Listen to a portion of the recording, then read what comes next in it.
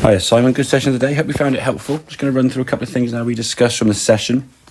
Obviously, with the drive, we had this sort of shape of shot with the ball curving off to the right there, caused in part mainly by the club face aiming to the right as you hit the golf ball. So, in terms of the club face, as we go back, and what a lot of golfers will do, as we take the golf club back, we kind of rotate and open the golf club. If we look at this position here now, the back of your left hand kind of pointing a little bit up to the sky, which means that club face is kind of opened up or rotated a little bit more than we want to. Then as we get to the top of the backswing here now, we're getting a little bit of cupping in this wrist, where we get the left wrist kind of like so. And then a lot of times this is used to kind of create a backswing position. If we're not turning the body and the torso quite so well, it's a lot easier to create a backswing by kind of cupping and bending this left wrist and get that club to the top of the backswing there. As we can see, the problem is, as we now start down, we haven't created as much power by turning. So now, rather than letting the arms kind of fall in this direction and the club face now coming back, we call a bit more face down, we see a lot of people twisting and turning an awful lot.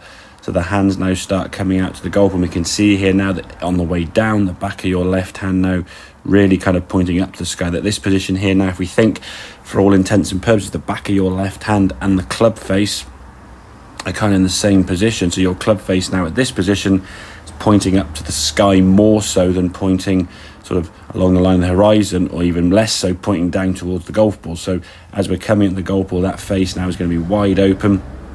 As we get to the ball here now, our body kind of knows this, and then the shoulders start spinning and twisting as far left as they can, hoping to swing everything, if possible, in this direction.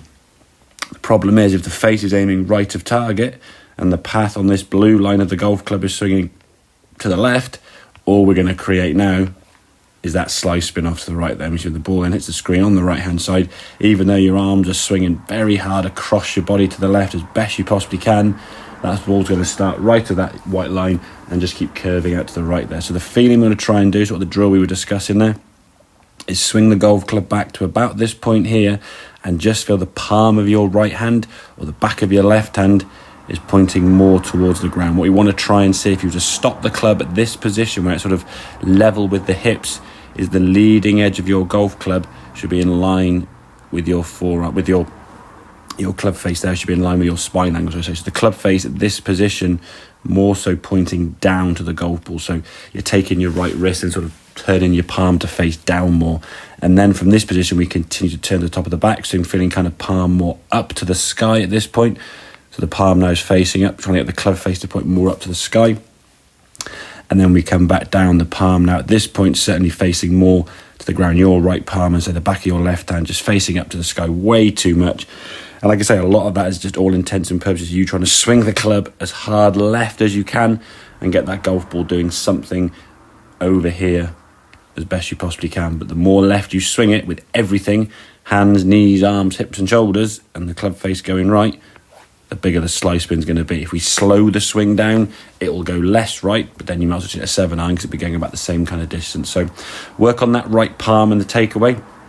Feel palm down on the first part of the swing, palm up the sky on the top of the backswing, and then just controlling that club face with that right hand. And in terms of practice, just hit some shots where the golf ball goes left off the club face with that driver. Get the feeling of what it is to hit a golf ball with a closed club face with that driver, and then in time we can build that up to back a more speedier swing, get that ball going down the fairway a lot straighter, and obviously gaining the yardage you should expect to get with the driver. So hope that makes sense. Any questions, obviously give me a shout. We'll catch up soon. Cheers.